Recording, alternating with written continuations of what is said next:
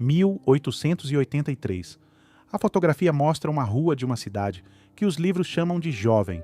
As fachadas são altas, simétricas, definitivas, mas há um detalhe que rompe a cena.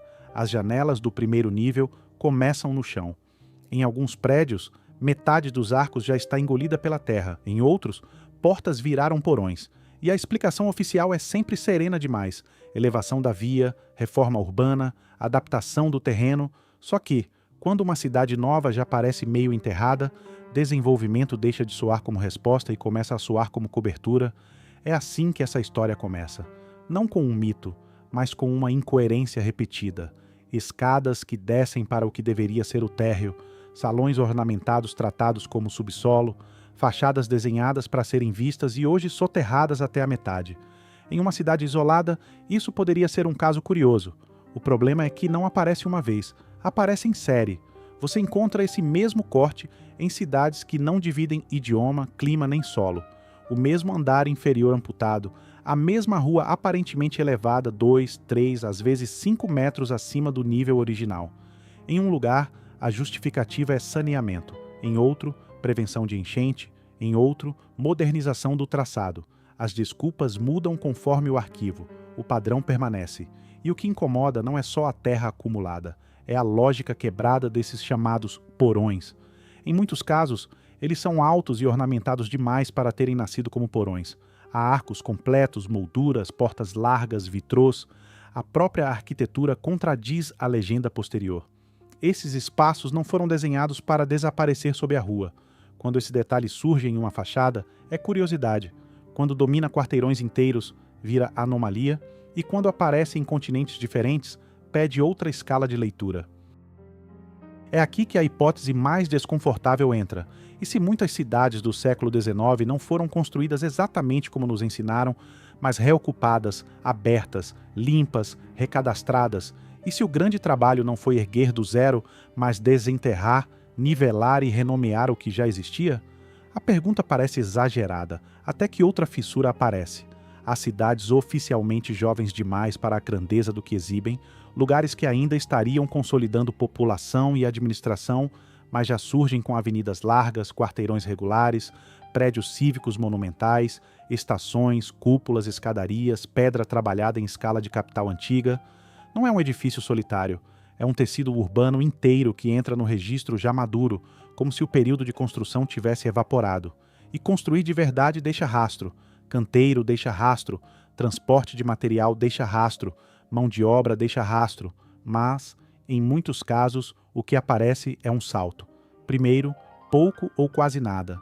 Depois, de repente, uma paisagem urbana coerente, pesada, pronta demais para as demografias que dizem existir ali. A arquitetura parece ter chegado antes das pessoas. Então surgem os documentos de melhoria, nivelamento de ruas, aterramento de áreas antigas, obras sanitárias, rebaixamento de acessos, demolições seletivas, e é curioso como reformas tão diferentes produzem sempre o mesmo resultado físico.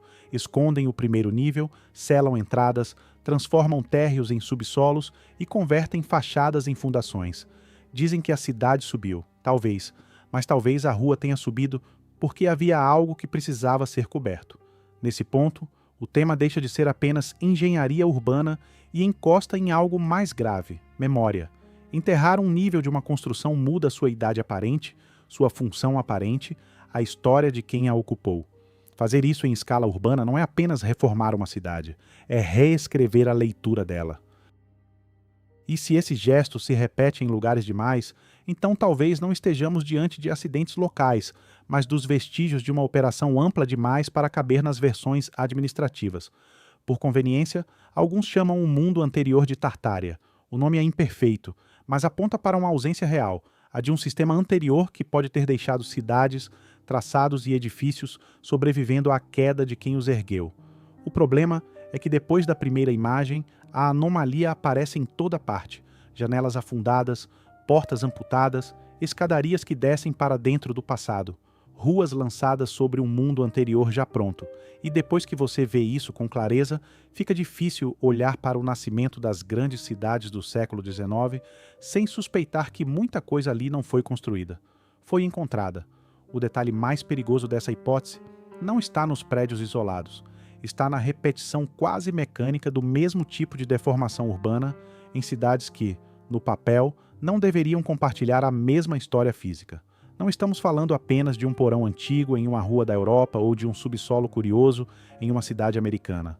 Estamos falando de centros inteiros onde o nível atual da calçada parece pertencer a uma fase posterior, como se a cidade visível fosse apenas a parte de cima de outra cidade empurrada para baixo.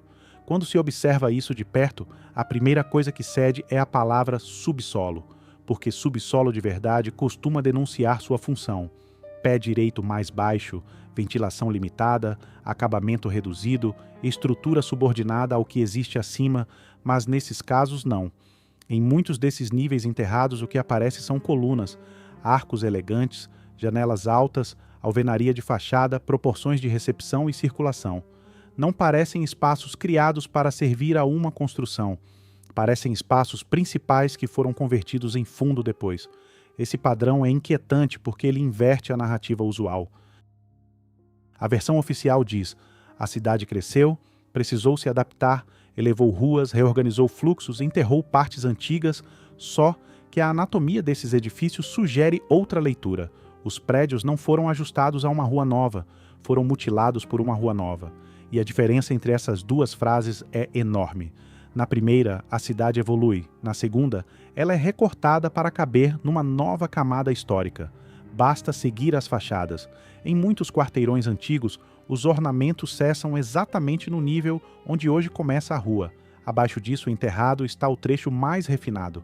Acima surgem adaptações posteriores, entradas improvisadas, degraus acrescentados, vedações, janelas transformadas em respiradouros.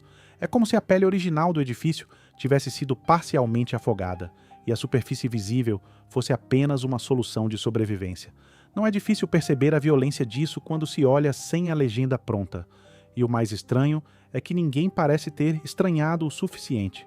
Gerações passaram por essas ruas vendo portas pela metade, janelas soterradas, escadas que descem para antigas áreas nobres e quase sempre aceitaram a explicação administrativa mais próxima: aterro, drenagem, alargamento, higienização. O problema não é que essas obras não existiram. O problema é a escala daquilo que elas parecem esconder. Porque, em muitos casos, o que foi coberto não era um detalhe, era o próprio nível lógico da cidade. Isso fica ainda mais claro quando surgem os interiores. Há salões abaixo da rua com acabamento incompatível com a ideia de porão. Tetos altos demais, simetria demais, luz demais, solenidade demais. Em vários deles, a sensação não é de estar entrando em um subterrâneo, mas de estar descendo para a versão para a versão original de um edifício que continuou existindo depois de parcialmente soterrado. E, uma vez percebido isso, a pergunta muda. Já não é: por que construíram porões tão elaborados? A pergunta vira: quem decidiu chamar de porão aquilo que antes era térreo? Essa mudança de linguagem importa porque ela reorganiza a culpa.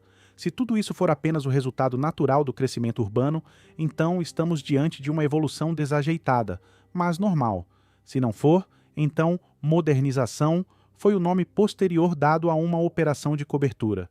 E cobertura não significa apenas terra, significa enquadramento, nomear de outro modo, reclassificar, ensinar as gerações seguintes a olhar para um corte violento como se fosse uma etapa banal do progresso. A repetição global começa justamente aí. Cidades com cronologias diferentes, governos diferentes e condições geográficas diferentes terminam exibindo o mesmo sintoma visual. O primeiro andar some, o acesso original desaparece, a rua assume uma cota superior. O nível enterrado continua funcional em parte, mas agora rebatizado como adega, túnel, cave, basement, porão técnico, a cidade aprende a circular por cima do próprio ferimento. E talvez seja por isso que tantas fotografias antigas causam um mal-estar difícil de nomear. Não é apenas nostalgia, é descompasso. Há algo nelas que não encaixa com a narrativa de expansão triunfante. Você vê prédios excessivamente maduros para ruas ainda em formação. Vê fachadas cuja base já parece comprometida quando a cidade ainda estaria nascendo. Vê centros urbanos com aparência de reaproveitamento, não de fundação. Como se o grande esforço daquela época não fosse levantar paredes, mas tornar administrável um cenário herdado. Isso ajuda a entender por que tantas cidades do século XIX parecem sair do nada já com a dignidade visual de uma civilização consolidada. Antes mesmo que a população acompanhe, a linguagem monumental já está ali. Antes mesmo que a economia local justifique, o repertório arquitetônico já está completo. Antes mesmo que o crescimento orgânico explique o traçado, o centro já parece decidido. Como se a tarefa principal não fosse imaginar uma cidade, mas assumir o controle de uma forma urbana que já esperava por novos ocupantes. E então a suspeita ganha corpo. Talvez a grande mentira não esteja em um documento falso ou em uma data errada, mas no hábito de chamar de construção aquilo que, em muitos lugares, pode ter sido limpeza, chamar de expansão aquilo que pode ter sido aterramento, chamar de juventude aquilo que talvez fosse apenas rebatismo. Porque, quando o mesmo chão sobe em cidades demais, quando o mesmo andar desaparece em países demais e quando a mesma explicação burocrática aparece sempre tarde demais, a impressão deixa de ser a de coincidência. Começa a parecer método. Se os edifícios são a primeira rachadura, as ruas são a prova de escala, porque um prédio pode ser adaptado, mutilado, mal reformado, uma rua inteira obedecendo ao mesmo corte, já é outra coisa.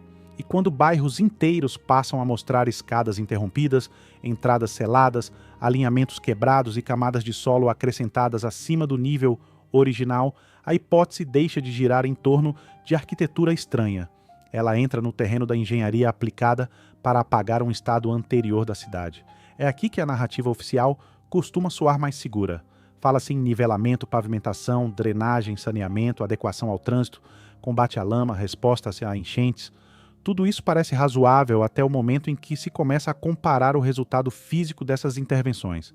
Porque, apesar dos motivos variarem, o efeito material é quase sempre o mesmo. O chão sobe, não centímetros, metros, e sobe justamente o suficiente para transformar antigos acessos em porões e antigas janelas em frestas próximas ao solo.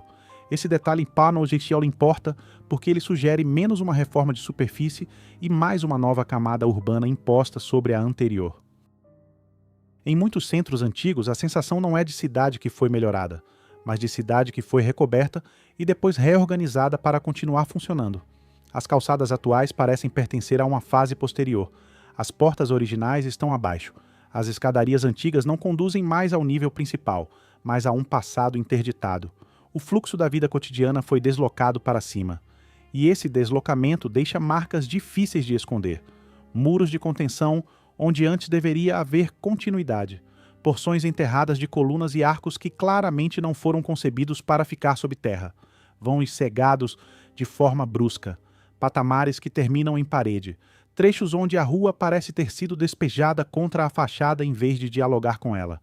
Há lugares em que a geometria denuncia o gesto com uma clareza quase constrangedora. A cidade antiga queria ser lida de um modo. A cidade posterior forçou outra leitura por cima. Quando esse processo aparece isolado, ele pode ser tratado como exceção. Quando reaparece em série, começa a aparecer protocolo.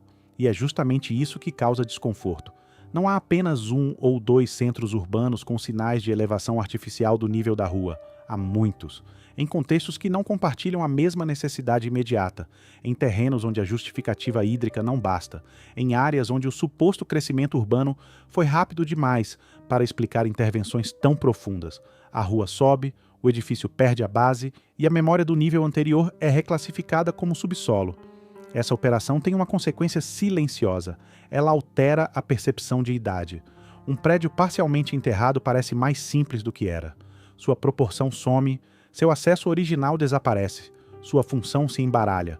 O que foi desenhado para dominar a rua passa a servir a rua, e isso muda tudo, porque se uma cidade inteira passa por esse tipo de rebaixamento aparente, ela fica automaticamente mais jovem aos olhos de quem chega depois. A metade enterrada deixa de participar da narrativa pública. O que resta visível parece mais recente, mais adaptado, mais compatível com a cronologia ensinada. Talvez seja por isso que tantas reformas urbanas do século XIX e do começo do XX venham acompanhadas de uma linguagem quase médica. Fala-se em higienizar, corrigir, ordenar, sanear, abrir, racionalizar. São verbos de administração, não de descoberta. Eles criam a impressão de que o poder apenas organizou um espaço ainda imperfeito. Mas, e se essa linguagem tiver servido para domesticar uma realidade mais incômoda? E se boa parte dessas intervenções não estivesse criando cidades novas e sim tornando aceitável a permanência de cidades herdadas em estado alterado? Há um ponto em que a repetição desse mecanismo deixa de ser urbanismo e começa a parecer pós-catástrofe. Não necessariamente porque exista um documento confessando isso, mas porque o comportamento das cidades se assemelha ao de organismos que sobreviveram a uma camada de destruição. Elas não são desenhadas do zero, são limpas, aterradas, reabertas, conectadas por cima de um nível comprometido. O poder público então entra não como fundador, mas como gestor de superfície. Ele nomeia, cadastra, adapta e ensina a população a habitar apenas a faixa do mundo que permaneceu acessível. O mais perturbador é que esse processo quase sempre vem acompanhado de silêncio visual sobre o que ficou abaixo. Não se preserva o antigo térreo como ruína central. Não se trata a camada enterrada como evidência decisiva. Ela vira anexo, adega, galeria, base técnica, porão comercial. A cidade não olha para baixo como quem reconhece uma fase anterior. Ela olha para baixo como quem desvia o assunto. E esse hábito de rebatizar a anomalia talvez seja mais revelador do que a anomalia em si. Porque uma civilização que ergue cidades do nada celebra a construção. Ela exibe fundações, obras, etapas, orgulho de origem. Mas uma sociedade que encontra estruturas prontas e precisa encaixá-las numa nova narrativa tende a valorizar outra coisa: a regularização, o cadastro, a reforma, a nova função, o novo nome. Nesse cenário, o grande trabalho não é erguer pedra sobre pedra, é tornar governável uma paisagem cuja origem real já não convém explicar. E quando as ruas sobem do mesmo jeito em lugares demais, a pergunta deixa de ser arquitetônica, ela passa a ser histórica. Quem decidiu qual camada seria considerada a cidade legítima? Quem escolheu que o nível enterrado seria apenas resíduo? E por que tantas capitais modernas parecem ter nascido exatamente no ponto em que o chão já havia sido deslocado o suficiente para esconder a metade mais comprometedora do que existia antes? O próximo problema aparece quando se tira os olhos do chão e se observa o calendário, porque até aqui ainda seria possível defender que estamos vendo apenas cidades antigas, mal adaptadas ao crescimento moderno. Mas essa defesa começa a falhar quando a própria cronologia entra em conflito com a paisagem. Há centros urbanos que, segundo a versão oficial, ainda estavam se formando, consolidando a administração, recebendo população, organizando comércio, e mesmo assim já exibiam uma arquitetura que parece o ponto de chegada de uma civilização, não o começo improvisado de um assentamento recente. Esse descompasso é mais sério do que parece. Uma cidade jovem pode crescer rápido, pode enriquecer, pode até erguer edifícios ambiciosos. O que ela não costuma fazer é surgir com quarteirões inteiros de linguagem monumental coerente, como se já tivesse atravessado décadas de refinamento técnico, padronização estética e planejamento pesado antes mesmo de resolver as urgências básicas do próprio crescimento. Porque monumento isolado se explica, mas tecido urbano maduro é outra coisa. Ele pressupõe tempo, excesso de recursos, estabilidade e uma confiança de longo prazo que não combina com a fragilidade de cidades oficialmente recém-nascidas. É por isso que tantas imagens do século XIX causam estranheza, não apenas pelos prédios, mas pelo tom de permanência que eles transmitem. Estações, repartições, teatros, hotéis, sedes administrativas, galerias, escadarias, fachadas com pedra trabalhada e proporções clássicas aparecem em lugares que, no papel, ainda deveriam estar negociando o próprio futuro. Não tem a aparência de experimento, tem a aparência de herança, como se a cidade tivesse sido apresentada ao mundo já vestida com uma memória que ninguém conseguiu explicar direito. Esse contraste fica ainda mais visível quando se compara arquitetura e demografia. Em muitos casos, o número de habitantes cresce depois de a forma urbana principal já estar definida. O traçado parece anterior ao fluxo humano que deveria justificá-lo. As avenidas estão largas demais cedo demais. Os edifícios públicos são ambiciosos demais cedo demais. A ornamentação é estável demais cedo demais. Isso não prova nada sozinho, mas soma peso a uma pergunta incômoda. Quem constrói uma capital completa antes que a própria cidade tenha corpo para sustentá-la? A resposta oficial costuma invocar progresso, confiança no futuro, investimento, vontade estatal. Tudo isso existe. O problema é que essas palavras explicam intenção, não explicam volume, não explicam a repetição de cidades que parecem ter nascido adultas. não explicam por que tantos centros urbanos entram na história já com a linguagem visual de algo herdado e reorganizado. E não explicam por que o esforço documental frequentemente parece mais empenhado em registrar a posse e a função do que em acompanhar, passo a passo, a construção real daquilo que já está de pé. Construção deixa cicatriz temporal. Ela impõe fases, andaimes, interrupções, imperfeições, transições visíveis. Quando uma cidade realmente cresce do nada, sua forma denuncia esse processo. Há remendos, hesitações, desigualdade de escala, soluções provisórias, mas em muitos desses núcleos urbanos o que aparece cedo demais é justamente o contrário: unidade. Uma coerência pesada, quase desconfortável, como se a cidade tivesse sido ocupada em vez de inventada. Como se o grande desafio dos administradores não fosse erguer volume, mas domesticar volume já existente. E isso muda o sentido de quase tudo, porque, se a arquitetura precede a população, então a narrativa do progresso espontâneo começa a ranger. Se o traçado precede a ocupação maciça, então talvez a cidade não esteja crescendo sobre vazio, mas assumindo uma forma anterior. Se os edifícios já chegam maduros, então o século XIX pode ter funcionado menos como idade de criação e mais como idade de incorporação. Nesse cenário, fundar uma cidade seria, muitas vezes, assumir oficialmente aquilo que já estava ali em estado incômodo, sem origem clara, aceitável para o novo regime de leitura. Talvez por isso tantas capitais chamadas jovens transmitam uma sensação estranha de pós-história. Não parecem estar começando. Parecem estar continuando depois de uma ruptura. Há nelas uma solenidade deslocada, como se a infraestrutura simbólica tivesse sobrevivido melhor do que a memória.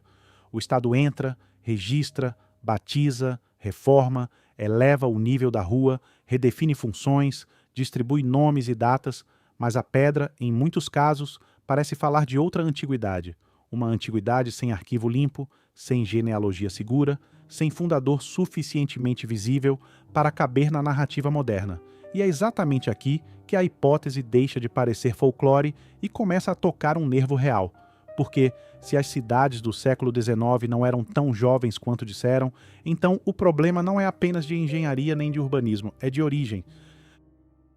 Quem herdou essas formas? Quem as recadastrou?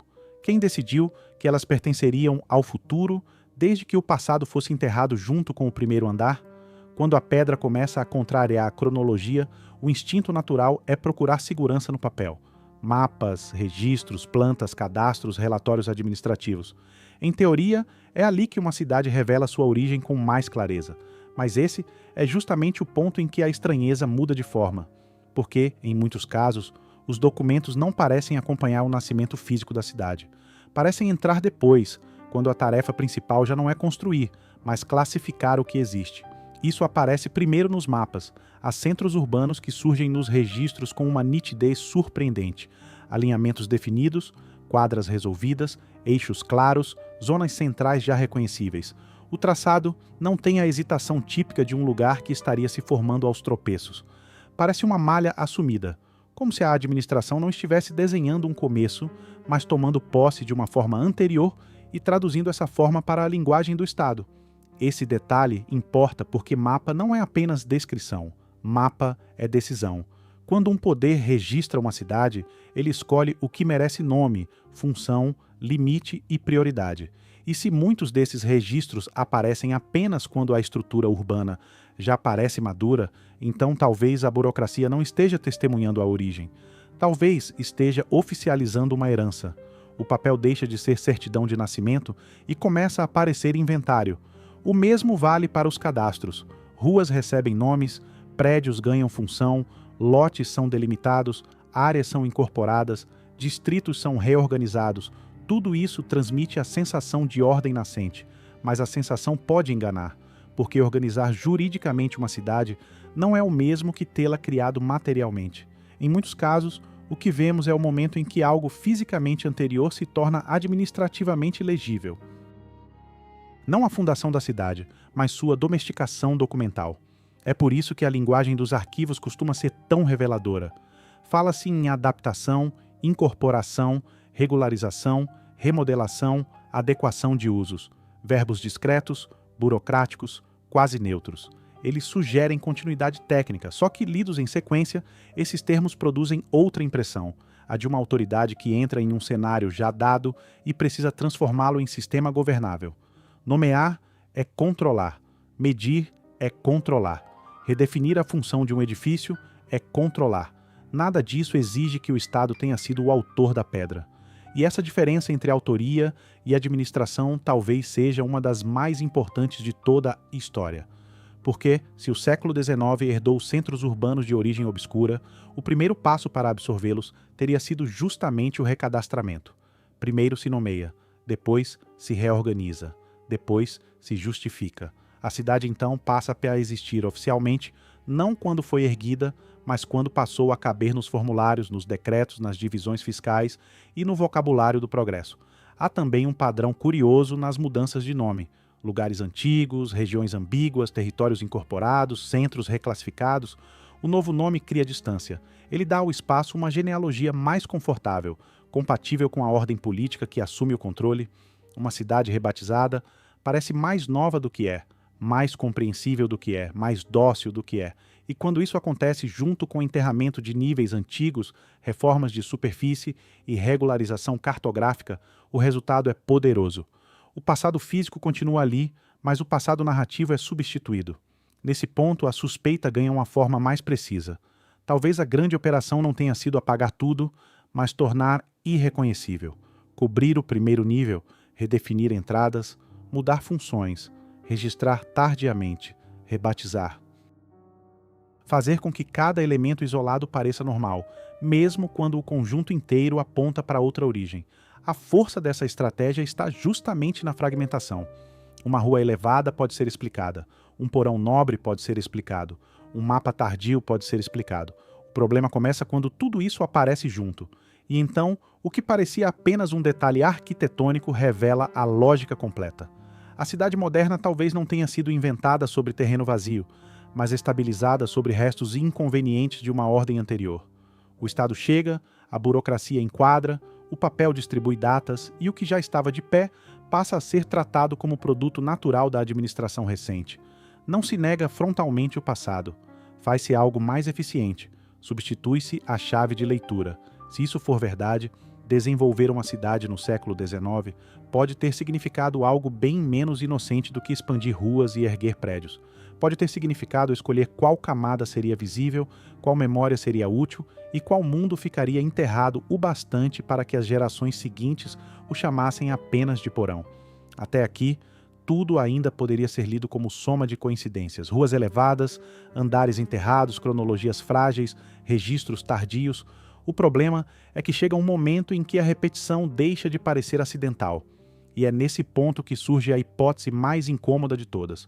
O chamado Mud Flood não teria sido um episódio excêntrico, restrito a um punhado de cidades estranhas, mas uma fase global de transição violenta, depois da qual o mundo urbano precisou ser limpo, recortado e reapresentado como se estivesse apenas entrando na modernidade.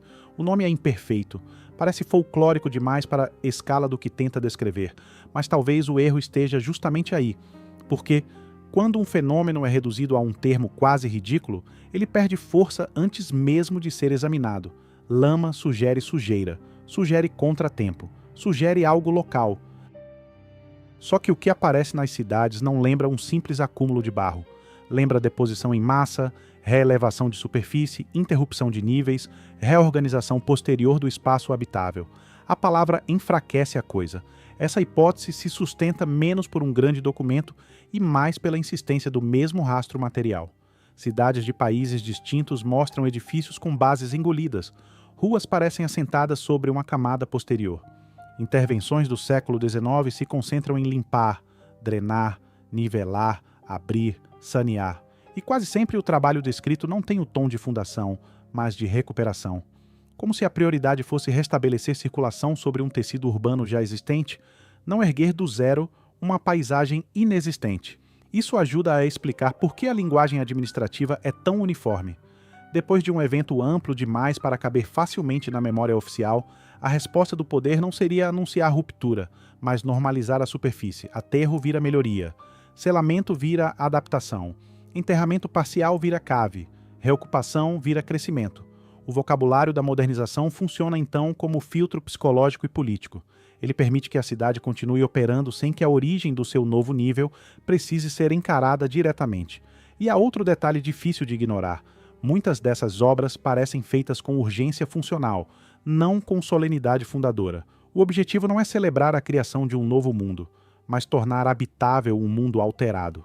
Abrir vias, drenar áreas, definir acessos, recalcular alturas, reclassificar pavimentos. Isso não parece o entusiasmo de quem constrói uma civilização desde o começo. Parece a disciplina de quem assume os destroços de algo maior e precisa transformá-los rapidamente em ordem social estável.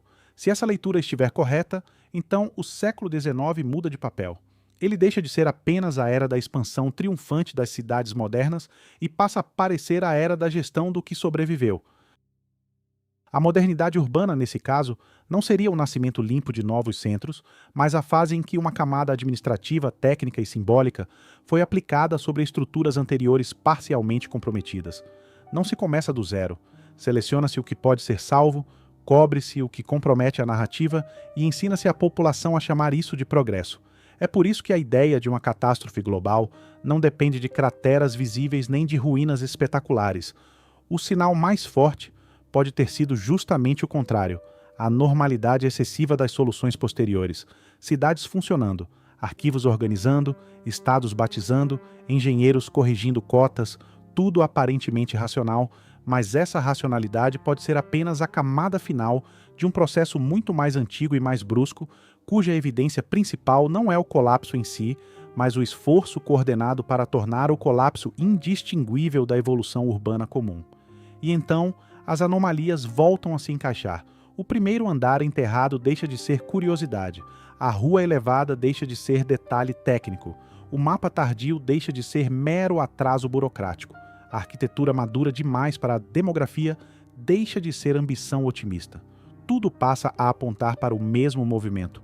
Um mundo urbano anterior sofre uma ruptura, perde sua leitura original e é reincorporado por outra civilização que administra melhor do que explica. Talvez seja esse o núcleo da história. Não uma inundação de lama no sentido banal, mas uma fase de soterramento e rearranjo que tornou possível uma das maiores operações de reenquadramento já feitas em escala urbana. As cidades permaneceram. O passado delas não. E, quando a superfície nova se consolidou, bastou uma geração para que o enterrado deixasse de ser lembrado como evidência e passasse a ser tratado apenas como fundação. É nesse ponto que o nome Tartária volta, não como resposta confortável, mas como sintoma de uma ausência.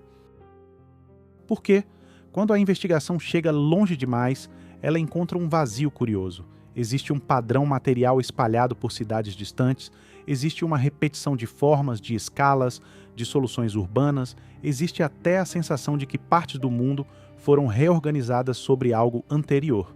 O que não existe, com a mesma nitidez, é um nome estável e aceitável para aquilo que veio antes. Tartária entra justamente aí, como rótulo imperfeito para uma civilização apagada, ou para agir-se para uma rede de poder cuja memória foi desfeita, mas cuja arquitetura continuou de pé. O problema é que esse nome já foi cercado por caricaturas demais, e isso ajuda a desarmar qualquer análise séria, antes mesmo que ela comece. Basta mencionar Tartária e a discussão costuma ser empurrada para o território do exagero fácil, só que a força da hipótese não está em mapas antigos nem em brasões obscuros. Está no fato de que certas cidades parecem compartilhar uma linguagem de construção ampla demais, madura demais e coerente demais para ser explicada apenas por moda, influência estética ou coincidência de gosto, porque moda copia aparência, herança copia estrutura. E o que se vê em muitos desses centros urbanos não é apenas semelhança decorativa, é repetição de proporções, de soluções de fachada, de ritmos de janelas, de volumetria cívica, de monumentalidade aplicada até em cidades que, segundo a cronologia oficial, ainda estariam longe de justificar esse tipo de repertório. O mesmo impulso arquitetônico atravessa impérios rivais, climas incompatíveis e economias desiguais. Isso não prova uma única origem, mas enfraquece bastante a ideia de que cada lugar chegou sozinho ao mesmo grau de maturidade urbana, no mesmo intervalo histórico, por caminhos totalmente independentes. É aí que Tartária passa a funcionar menos como nome geográfico e mais como hipótese de continuidade perdida. Talvez não tenha sido um império centralizado no sentido escolar. Talvez tenha sido algo mais difícil de classificar. Uma esfera civilizacional, uma malha técnica, um padrão de ocupação e construção que sobreviveu fragmentado depois da ruptura. Se for assim, o que chamamos hoje de cidades modernas pode incluir cascas administrativas recentes assentadas sobre espinhas dorsais muito mais antigas. Essa leitura também ajuda a resolver uma contradição incômoda. Se tantas cidades do século XIX parecem ter sido incorporadas, escavadas, regularizadas e rebatizadas, então faz sentido que o passado anterior não tenha sobrevivido como narrativa linear. Ele pode ter sobrevivido apenas em restos, na pedra, no traçado, na escala, no nível soterrado, na repetição de soluções arquitetônicas que continuam falando a mesma língua, mesmo quando os arquivos dizem outra coisa. O sistema desaparece como nome, mas persiste como padrão. E talvez seja por isso que a palavra Tartária continue voltando. Não porque esteja completamente provada, mas porque ocupa o espaço deixado por uma explicação ausente. Ela tenta dar forma a uma sensação que os documentos modernos não conseguem dissolver, a de que existiu uma camada anterior de organização do mundo, e de que essa camada não foi totalmente destruída, foi reaproveitada, adaptada, fragmentada em novas fronteiras, novas bandeiras, novas capitais. O mundo mudou de administração, mas não necessariamente de fundação. Quando se olha desse modo, a semelhança entre cidades deixa de parecer homenagem e começa a parecer sobrevivência. O que antes era tratado como ecletismo de época passa a soar como restos de um vocabulário comum. O que parecia simples importação de estilo começa a lembrar continuidade de técnica, e o que a história oficial descreve como ascensão coordenada da modernidade pode esconder um processo mais ambíguo, a apropriação gradual de uma infraestrutura herdada, cuja origem completa já não convinha preservar. No fim, o nome importa menos do que o gesto. Chame de Tartária, de velho mundo, de sistema anterior ou de civilização apagada. O núcleo da suspeita continua o mesmo. As cidades não parecem apenas parecidas, elas parecem parentes, e parentesco urbano, quando atravessa continentes, regimes e cronologias frágeis, é a forma mais silenciosa de dizer que talvez a história não tenha começado onde nos ensinaram a começar. No fim, a pergunta mais importante já não é se cada detalhe dessa hipótese pode ser fechado com certeza absoluta. A pergunta é outra: por que o cenário material de tantas cidades continua sugerindo uma origem mais antiga, mais violenta e mais confusa do que a versão oficial admite? Porque, depois de atravessar janelas enterradas, ruas elevadas, cronologias frágeis, mapas tardios e centros urbanos que parecem ter chegado prontos demais ao papel, fica difícil sustentar a imagem confortável de um mundo que apenas cresceu de forma linear, limpa e transparente. Talvez o maior erro tenha sido imaginar o desenvolvimento das cidades como criação contínua, quando em muitos lugares ele parece muito mais uma operação de triagem. Escolher o que salvar, escolher o que cobrir, escolher o que renomear, escolher qual camada permaneceria visível como presente legítimo e qual camada seria empurrada para baixo até perder o direito de ser lida como passado vivo. Nesse sentido, a cidade moderna não seria apenas uma conquista de engenharia, seria também uma tecnologia de esquecimento. E isso explicaria a serenidade estranha das explicações oficiais. Quando uma rua sobe metros inteiros, chama-se nivelamento. Quando um térreo vira subsolo, chama-se adaptação. Quando uma estrutura madura demais aparece numa cidade jovem demais, chama-se ambição de época. Quando o papel chega tarde para uma pedra antiga, chama-se organização administrativa. Cada resposta isoladamente parece suficiente. O problema é o acúmulo, porque o acúmulo transforma justificativas plausíveis em um padrão de disfarce. E talvez seja exatamente assim que grandes apagamentos funcionam. Não através de uma mentira única, enorme e facilmente detectável, mas através de milhares de pequenas normalizações. Um termo burocrático aqui, uma data conveniente ali, um mapa que consolida o que não explica, uma reforma que encobre mais do que preserva. Uma geração nasce já caminhando sobre a nova cota da rua. A seguinte já chama de porão o que a anterior ainda reconhecia como entrada. Depois de algum tempo, a própria anomalia perde o escândalo. Ela continua ali, física, concreta, visível, mas já não é lida como evidência. vira paisagem. É por isso que essa história incomoda tanto, porque ela não exige que se acredite em um conto fantástico, exige apenas que se olhe com seriedade para o que está diante dos olhos: fachadas soterradas, proporções incompatíveis com subsolos, traçados urbanos maduros antes da maturidade social que supostamente os produziu, camadas administrativas chegando depois, um vocabulário inteiro dedicado a transformar cobertura em progresso e reaproveitamento em fundação. A inquietação nasce não da fantasia, mas da recusa do mundo físico em obedecer completamente à narrativa. Se houve, de fato, um velho sistema urbano destruído, fragmentado ou soterrado em escala muito maior do que admitimos, então Tartária talvez seja apenas o nome provisório deixado para trás por algo que perdeu seu nome verdadeiro. E talvez esse seja o ponto mais perturbador de todos.